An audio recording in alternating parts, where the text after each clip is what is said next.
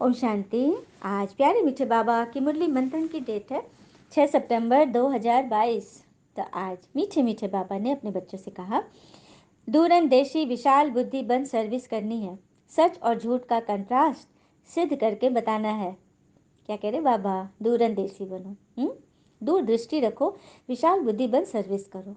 क्योंकि विशाल बुद्धि नहीं होगी ना तो आप सर्विस नहीं कर पाओगे, क्योंकि कोई भी आपसे कुछ भी प्रश्न अचानक से पूछ देगा, आप उसको क्लियर नहीं कर पाओगे, है ना।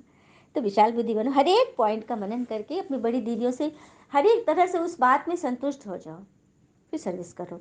सच और झूठ का कंट्रास्ट सिद्ध करके बताओ। प्रश्न, महाभारत में कौन कौन सी बातें होती हैं, सिद्ध होती है? महाभारत का अर्थ क्या है? चलिए महाभारत के बारे में समझते हैं। तो महाभारत अर्थात अनेक धर्मों का विनाश और एक धर्म की स्थापना। महाभारत अर्थात अनेक धर्मों का विनाश और एक धर्म की स्थापना। दूसरा, महाभारत का अर्थ ही है पांडवों की विजय और कौरवों की पराजय।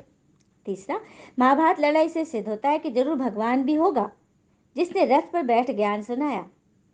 भगवान ने जरूर राजयोग सिखाया होगा जिससे राजाई स्थापन हुई। महाभारत अर्थात जिसके बाद सतयुगी राजाई स्थापन होती है।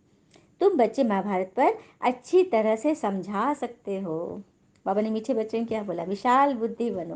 तो ये जो पॉइंट अभी उत्तर में आया ना कि महाभारत पे तुम अच्छी तरह समझा सकते हो, महाभारत क्या है, भगवान कब आके राजयोग सिखाया, इस बात को तुम सिद्ध करके बताओ। सही सही महाभारत क्या है? तो महाभारत का अर्थ क्या है? महाभारत जब पूरे भारत में लड़ाई छिड़ी हो, तो भारत, अभी का भारत, जब धर्म की अति ग्लानि होती है, यही है ना, यदा यदा ही धर्मस्य ग्लानि अति भारत, मतलब जब भारत की अति ग्लानि हो जाती है तब भगवान अवतरित होते हैं। तो क्या अभी वो समय नहीं है कि भारत एकदम ग्लानि में चला गया है, धर्म की एकदम ग्लानि हो गई है? किसी के भी अंदर धर्म तो सब मान रहे, मैं हिंदू धर्म में, मैं क्रिश्चियन हूँ, मैं ये हूँ वो हूँ, ठीक है, पूरे विश्व की बात, लेकिन क्या धारणा किसी के अंदर है? और धर्म का अर्थ ही होता है धारण करना। क्या अपने जीवन में हमने सच्चाई को धारण किया? सच्चे सच्चे पुण्यात्मा बने। मोटे तौर के पुण्यात्मा तो सबको पता है, दान दो, झूठ नहीं बोलो, चोरी नहीं करो, ये सब करते हैं, जो अच्छे लोग हैं ये काम करते हैं। लेकिन क्या हम सूक्ष्म पुण्य कर्म जमा किए हैं? सूक्ष्म अर्थात कोई हमारी निंदा भी कर रहा है, एक उसके बारे में भी हमें व्यर्थ नहीं सोचना है। कहते हैं ना कि कोई तारीफ भी करे तो तुरंत नाचने मत लग जाइए। याद रखिए, तारीफ के पुल के नीचे मतलब की नदी बहती है। तो कभी भी निंदा और स्तुति दोनों में समान रहो। निंदा में उबलना नहीं और स्तुति में उछलना नहीं, ठीक है। तो ये सब भाव ही हमें सच्चा पुण्य सिखाएगा। नहीं तो क्या होगा कि बहुत ज़्यादा खुश हो गए ना तो फिर बहुत ज़्यादा दुखी होने के भी चांसेस है। इसीलिए बराबर दृष्टि। गीत है, यही बहार है, यही बहार है, यही बहार है दुनिया को भूल जाने की, बरसा पानी की। ओम शांति। इसी चैनल पे ये मीठा सा गीत पूरी सॉन्ग है, आप सब जरूर सुनिएगा और इसे लाइक सब्सक्राइब शेयर जरूर कीजिए। ओम शांति। मीठे मीठे बच्चे जानते हैं कि इस समय महाभारत की सीन चल रही है। बाबा ने समझाया था जैसे आटे में नमक होता है ना, वैसे ही शास्त्रों में, शास्त्रों की बातें हैं। अब महाभारत के समय विनाश तो दिखाते हैं, यूरोप को भी दिखाते हैं, मुसल वहाँ से इन्वेंट हुए। यादवों के बारे में, यादव, यादव कौन है? यूरोपवासी। कौरव पांडव यादव, इनके बीच युद्ध हुआ था और यादवों के पेट से मुसल निकले थे। तो मुसल मतलब मिसाइल। तो यादवों के पेट से अर्थात यूरोप वासियों ने मिसाइल निकाले और लड़ाई चली। तो तुम्हें पता है कि यह वही यज्ञ चल रहा है जबकि एक धर्म की स्थापना होती है, पांडवों की विजय होती है भी राजयोग। दिखाते हैं ना अर्जुन के रथ में श्री कृष्ण चलाते हैं, ज्ञान देते हैं। तो यह भी समझते हो राजयोग का ज्ञान दिया गया। महाभारत लड़ाई के बाद जरूर राजयोग से राजा स्थापन हुई। तो दिखाते तो है कि श्री कृष्ण ने ज्ञान दिया, लेकिन लेकिन यहाँ पर लेकिन है कि जब श्री कृष्ण जी ज्ञान सुना रहे थे तो सबने ध्यान दिया था कि इतने तेज प्रकाश फैली थी आकाश में कि अर्जुन से सहन नहीं हुआ और उसने कहा कि बस करो प्रभु, मुझे सहन नहीं हो रहा। तो वो प्रकाश किसका था? गौर किया कभी किसी ने? वो प्रकाश निराकार शिव परमात्मा का था, जिन्होंने श्री कृष्ण के तन में प्रवेश करके ये दिव्य ज्ञान दिया। यही यही तो है सच्चाई जो सभी को बतानी है। लेकिन ये बात समझेंगे वही जो इस धर्म के होंगे, दैवी सनातन धर्म के। तो ये रहस्य है। और श्री कृष्ण के 84वां जन्म, लेखड़ा दादा जिनके तन में भगवान शिव ने प्रवेश किया और उनके मुख से जो ज्ञान निकला, तो चलिए इनडायरेक्टली तो चलिए कृष्ण के ही मुख से ज्ञान निकला, क्योंकि कृष्ण के 84वां जन्म ब्रह्मा पिता, उनके तन से भगवान ने ज्ञान दिया, लेकिन सामने में साकार रूप से तो हमें श्री कृष्ण ही दिखे ना। तो यही रहस्य है। बात सही है, लेकिन उसको सही रीति से समझाना है कि श्री कृष्ण अभी नहीं है। श्री कृष्ण का पहला रूप तो सत्युग में है, प्रिंस के रूप में, पीताम्बरधारी मोर मुकुटधारी, वो सत्युग में होंगे। लेकिन अभी जो श्री कृष्ण का 84वां जन्म है, वो इस संस्था के फाउंडर लेखराज दादा, जिन्हें भगवान ने नाम दिया ब्रह्मा, क्योंकि ब्रह्मा द्वारा सृष्टि की स्थापना होती है, नई सतयुगी सृष्टि की स्थापना। आई बात समझ में? तो सभी को समझना है। जो यह बात समझे और जो सर्विस करने के लिए तत्पर रहे, वो इस बात को जरूर क्लियर करे, क्योंकि यही नींव है, बीज यही है। यह बात सिद्ध हो गई ना, तो फिर धड़ धड़ धड़ धड़ बुद्धि में सब कुछ अटने लग जाएगा, है ना। और चलिए एक और बात, महाभारत की बात, बाबा ने महाभारत की बात की है तो महाभारत की बात तो हो ही जाए। तो कुंती, कुंती का पुत्र कर्ण, लेकिन कुंती उस समय किस अवस्था में थी? कन्या थी, कुंवारी कन्या, पता है सबको, कुंवारी कन्या थी। और उनको किसी से, देव पुरुष से ना, मंत्र का वरदान मिल गया था। तो उन्होंने सूरज को देखा, तो कोई मंत्र जाप किया, तो सूरज कैसे प्रवेश किए? उनके कान से प्रवेश किए और उनके गर्भ में शिशु ठहर गया। यही कहानी है ना महाभारत में। अब इसको बुद्धि से समझने की बात है कि सूरज की किरण कान में घुसी और गर्भ हो गया, ये क्यों कर हुआ, कैसे हो सकता है?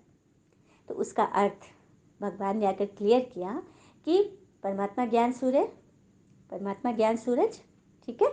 तो उन्होंने किसके कर्ण में, कान में घुसे? तो ब्रह्मा कुमारियों के, कुमारी कन्या, कुंती कन्या थी, बच्ची कुमारी, तो ब्रह्मा कुमारी के कान में परमात्मा शिव का ज्ञान गया और जन्म हुआ, ब्राह्मणों का जन्म हुआ, कर्ण का जन्म हुआ, दानवीर कर्ण का जन्म हुआ। तो हम बच्चे ही हैं वो दानवीर कर्ण, जिनका जन्म ब्रह्मा कुमारियों के ज्ञान से हुआ। तो ये रहस्य है। जो जितना, कल बाबा ने क्या बोला था, इन अविनाशी ज्ञान रत्नों का जितना दान करेंगे उतने बड़े दानवीर बनोगे, उतने मालामाल बनोगे। तो ये रहस्य है ना। आई बात समझ में? तो बच्चों को बड़ी विशाल बुद्धि होनी चाहिए। वास्तव में सच क्या है, झूठ क्या है, इसको तुम्हें समझाना है। इसके लिए पर्चे छपवाओ। सच तो वही है जो भी प्रैक्टिकल में चल रहा है, वर्तमान में जो भी चल रहा है ना, वही सच है। बाकी तो सब समझाने की बातें हैं। और इस सच को समझने से तुम सचखंड के मालिक बन जाते हो, ईश्वर से वर्षा ले सकते हो। ऐसे ऐसे सर्विस के ख्यालात आने चाहिए। फिर बाबा ने बोला सर्वोदया कहते हैं, सर्वोदया वालों से भी कोई कोई मिलते हैं तो उसमें भी बड़ी विशाल बुद्धि चाहिए। उनको समझाना चाहिए कि सर्व माना सारी सृष्टि पर दया कौन कर सकते हैं? तो ऋषि महात्मा तो नहीं कर सकते सारी सृष्टि पर दया। तो जो ब्लिसफुल है, हाँ मर्सीफुल है, वही तो है शिव परमात्मा, जो सब पर दया करते हैं। आज से 5000 वर्ष पहले भारत स्वर्ग था, सभी सुखी थे। अभी तो कलयुग का अंत है, महाभारत लड़ाई अभी ही चल रही है। तो भगवान ही आकर सब पर कैसे दया करते हैं, यह आकर समझो। बाबा कह रहे कि सबको ऐसे पूछो, बताओ कि अगर तुम समझना चाहते हो भगवान आकर सर्व पर दया कैसे करते, सर्वोदया कैसे कहलाते हैं, यह आकर समझो। तो सर्व आत्माओं का ब्लिसफुल वही ठहरे ना। तो इस बातों को समझने के लिए बड़ी अच्छी बुद्धि चाहिए। आए समझ में? तो ये बहुत गहरी बात है, गुह्य रहस्य है, जिनको समझने के लिए बड़ी विशाल बुद्धि, दूरंदेशी बुद्धि चाहिए। फिर बाबा ने बोला मनुष्य जब गॉड फादर कहकर पुकारते हैं तब निराकार को याद करते हैं ना। सभी धर्म में जब मेडिटेशन करते हैं तो योग किससे लगाते हैं? निराकार ज्योति से निकाल लगाते हैं। हर एक धर्म में एक उनका ध्यान केंद्रित करने की एक आकृति होती है। तो वो आकृति किसकी है? वो निराकार परमात्मा की आकृति है जो सभी धर्म के लोग याद करते हैं। तो तुम बच्चों को सारा दिन यही ख्याल चलने चाहिए कि हम कैसे सर्विस करें। तो विचार सागर मंथन करना चाहिए कि औरों को कैसे जगाए, कैसे उनको भगवान तक पहुंचाए। कांटों को फूल बनाना है। अब किसी को कह दो ना कि आप कांटा है तो वो गुस्सा हो जाएगा, लेकिन जब उसे तथ्य रूप से समझाओ तो वो समझेगा। कांटा अर्थात वो किसी को कांटा नहीं लगा रहा है। जो सच्चे बच्चे हैं, सीधे हैं, भोले हैं, वो किसी को कांटा नहीं देंगे, मतलब दुख नहीं देंगे। दुख एक प्रकार कांटा ही है ना। हाँ, लेकिन वो क्या करते हैं, दुख लेने में एक्सपर्ट है। तो दुख देना और दुख लेना बराबर, तराजू का पलड़ा बराबर हो गया। एक तो दुख दे रहा है, पाप जमा कर रहा है, और एक दुख ले रहा है, वो भी पाप जमा कर रहा है। क्योंकि लेने वाला तो अपनी आत्मा को कांटा चुभा रहा है, अपने मन में दर्द रखे हुए हैं। तो यही है, कांटों को फूल बनाना है सबको। सभी को रास्ता बताना है ना। फिर बाबा ने बोला शमशान में जाकर सर्विस करो। अच्छा, शमशान की कहानी तो और बड़ी विचित्र है। आज कितना भी प्रियजन का शरीर छूट जाए, तुरंत उसको रफा दफा करने में सबका ध्यान रहेगा। यहाँ तक कि चिता की आग ठंडी भी नहीं हुई है, ठीक से जल भी नहीं रही है, किसी तरह से तोड़ मरोड़ के उसको पूरा एकदम जलाना है, और घड़ी देखते रहेंगे कि देखिए तो नहीं हो रहा है, टाइम लग रहा है, टाइम लग रहा है। ये क्या है? क्या यही प्रेम स्नेह था कि ठीक से उसको जलने, अंतिम संस्कार भी नहीं किया जा रहा है? हाँ, तो देखा शरीर का क्या मोल है। लेकिन जीते जी हम उस शरीर को कितना अभिमान रखते हैं कि मुझे कह दिया, मुझे बोल दिया, और जहाँ शरीर छूटा आत्मा निकली, वो शरीर का तो कोई मोल ही नहीं है। तो बस इसीलिए तो बाबा कहते हैं जीते जी शरीर के मोल से ऊपर उठ जाओ, कि शरीर का कोई मोल है, किसी ने कुछ कह दिया मुझे नहीं लगा, कोई मोल नहीं है, आत्मा का मोल है। और आत्मा के गुण है प्रेम, सुख, शांति, आनंद, शक्ति, ज्ञान, पवित्रता। उन चीज़ों के मूल्य को समझो, अपनी वर्च्यूज को समझो, वैल्यूज को समझो, जीवन बन जाएगा। देह के वैल्यूज को मत समझो, क्योंकि देह के जो वैल्यू है, काम, क्रोध, लोभ, मोह, अहंकार, ईर्ष्या, आलस्य, राग, द्वेष, भय, अलबेलापन, ये सब शरीर के वैल्यूज हैं। इन वैल्यू से जो ऊपर उठ गए, मतलब आप देह भान से ऊपर उठ गए, है ना। तो ये चीज़ है, तो सबको समझाना है ना। फिर बाबा ने बोला ब्राह्मण चोटी है सबसे ऊंचा, ब्राह्मण धर्म सबसे ऊंचा है। तुम देवता बनते हो तो इतनी महिमा नहीं होती, ब्राह्मणों की महिमा होती है। पता है क्यों? क्योंकि ब्राह्मण ही देवता बनते हैं। देवताओं की महिमा क्यों नहीं होती? क्योंकि देवता जिस कुल में है, जिस राज्य में है, जिस युग में है, वहाँ सभी देवता है। जहाँ सारे एक जैसे हैं तो फिर किसकी महिमा होगी? यहाँ महिमा हो रही कि यहाँ सभी पतित है। इसीलिए हम देवताओं के आगे गाते हैं कि आप सर्वगुण संपन्न, हाँ, संपूर्ण निर्विकारी, हम विकारी, चरणों की धूल, आप स्वामी, हम दास। जहाँ पे कंट्रास्ट होता है ना, वहाँ पे महिमा होती है ना। तो ब्राह्मण और विकारी मनुष्य, इन दोनों के बीच अभी कंट्रास्ट है, तो ब्राह्मण ऊंचे हो गए ना। क्योंकि आप ही देवता बनने वाले हो। तो इस समय बाबा भी कह रहे तुम्हारी महिमा बहुत है। फिर बाबा ने कहा शक्तियों के कितने मेले लगते हैं। सच बात है, देवियों के मेले लगते हैं। सबसे ज़्यादा मेला किसका लगता है? देवी माँ का, देवी दुर्गा का, अम्बा का मेला लगता है ना। बाकी लक्ष्मी का मेला नहीं लगता। उनके लिए सिर्फ दीपमाला के दिन, दिवाली के दिन आह्वान करते हैं, एक दिन, है ना। लेकिन मेला हमेशा लगता है तो शक्तियों का लगता है, क्योंकि शक्ति अभी ही बनती है। संगम पे ज्ञान पढ़कर, पढ़ाकर, सेवा करके, दान करके शक्तिशाली बन जाती है। तो जितनी आत्माओं को बताएगी तो वो मेला लग गया। लक्ष्मी बनती है हम सत्युग में। सत्युग में रानी, लक्ष्मी रानी है, हर एक चीज़ से भरपूर है। इसको भी समझाना चाहती हूँ कि और देवी देवताओं के मंदिर छोटे बड़े एकदम संकीर्ण होते हैं, लेकिन लक्ष्मी नारायण की मूर्ति कभी भी साधारण मंदिर में नहीं होता है। लक्ष्मी नारायण की मूर्ति बहुत धड़ाधड़ लोग, बड़े बड़े बिरला, टाटा, ये सब बनाते हैं। एकदम महल टाइप का उनका मंदिर होता है, लक्ष्मी नारायण का मूर्ति। तो इससे भी समझ में आता है कि लक्ष्मी नारायण स्वर्ग के महाराजा महारानी थे ना। तो यहाँ संगम पे भी उनकी मूर्ति, मंदिर बड़े बड़े बनते हैं, क्योंकि वो प्रालब्ध भोगते हैं, है ना। अभी बाबा ने बोला लक्ष्मी जी का मेला नहीं लगता, क्योंकि मेला तो उनका सत्युग में हुआ था, संपूर्ण थे। अभी मेरा शक्तिधारी का लगता है, जो भी शक्ति प्राप्त कर रहे हैं पढ़ाई से। फिर बाबा ने बोला तुम्हारे बुद्धि में है कि तुम ब्रह्मा कुमार कुमारी हो, बुद्धि में तो है कि हम भगवान से पढ़ रहे हैं, हाँ। लेकिन मुरली सुनते समय तो याद रहता है, लेकिन घर जाकर मित्र संबंधियों को देखते हो और कार्य व्यवहार में आते हो तो फिर ये भूल जाता है। घर परिवार में जाने से भूल जाते हो। हाँ, तो उसमें रहते भी अपने को शिव वंशी निश्चय करो, उस याद में रहो। मेहनत है, इसलिए तो बाबा लिखते हैं कि चार्ट रखो। चार्ट रखोगे ना तो हमेशा बाबा याद रहेंगे, श्रीमत याद रखेंगे। चार्ट बहुत इंपॉर्टेंट है, सभी को चार्ट लिखना चाहिए ना।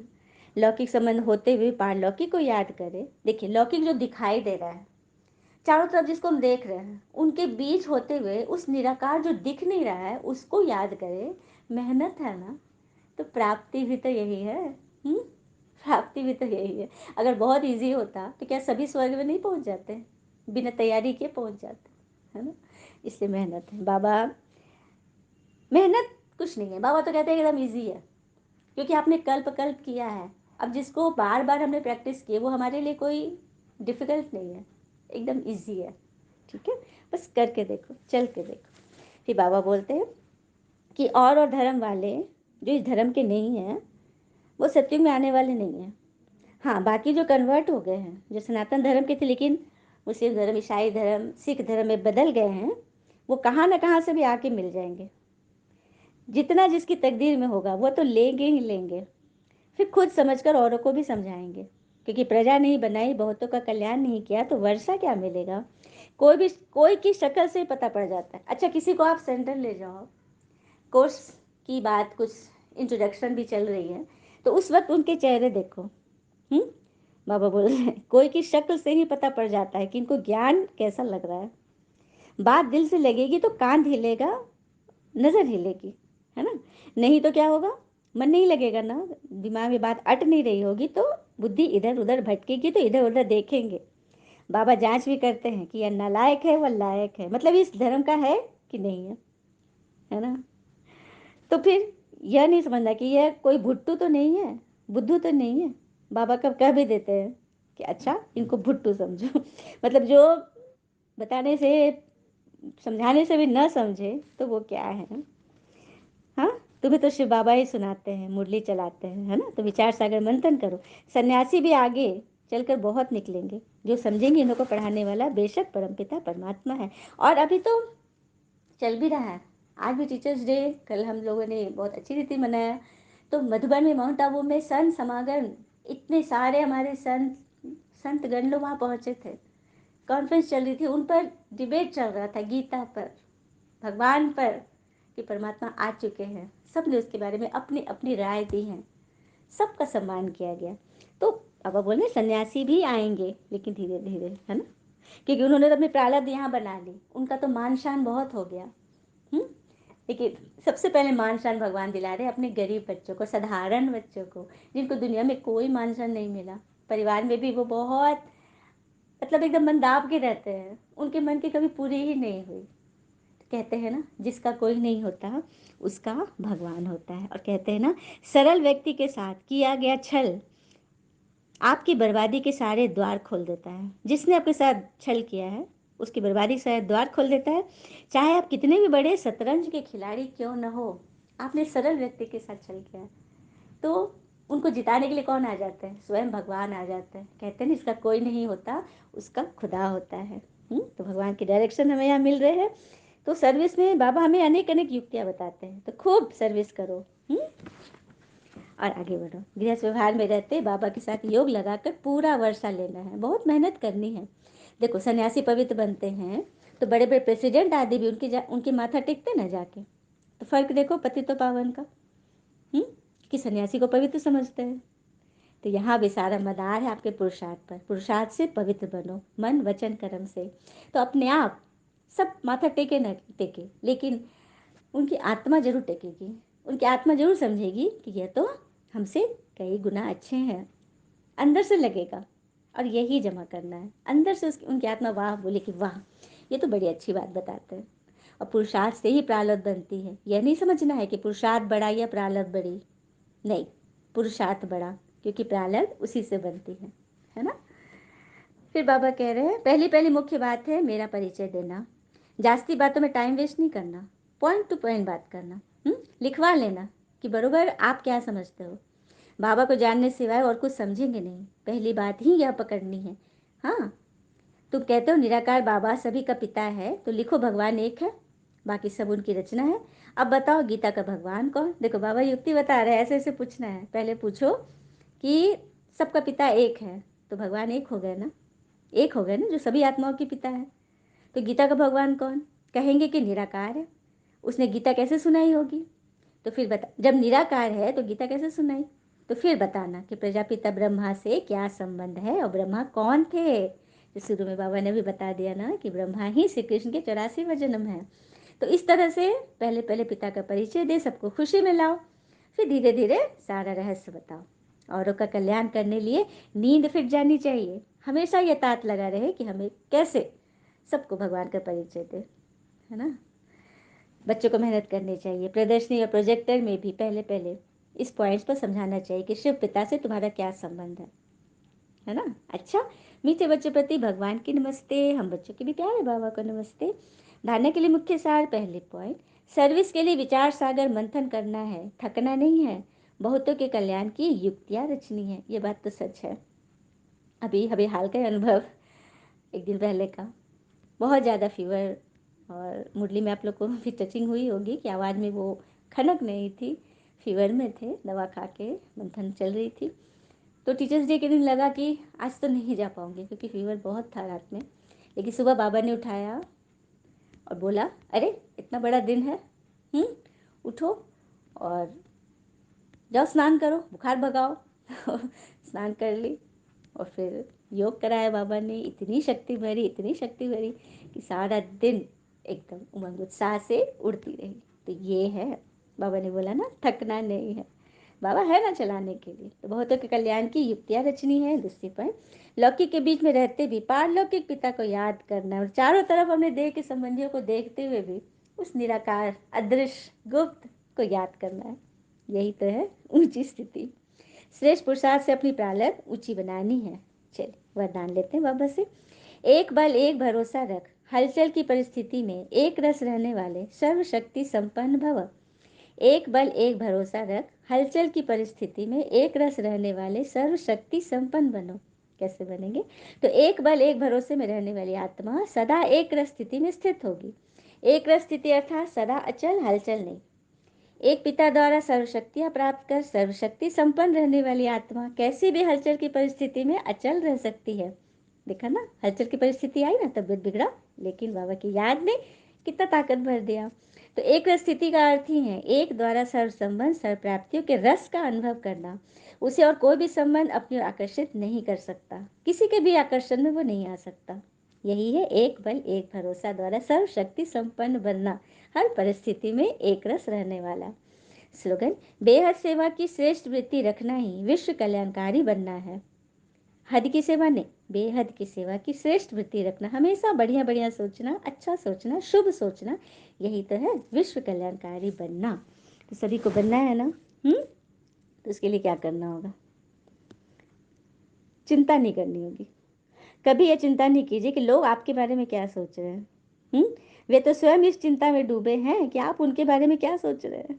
तो फिर हमें क्या सोचना है? बस भगवान के बारे में सोचिए, सर्विस के बारे में सोचिए, बाकी सब कुछ उन पर छोड़ दीजिए। अच्छा, ओम शांति। शुक्र मीठे बाबा, वो बाबा के प्यारे प्यारे बच्चे। All is well that ends well. ओम शांति।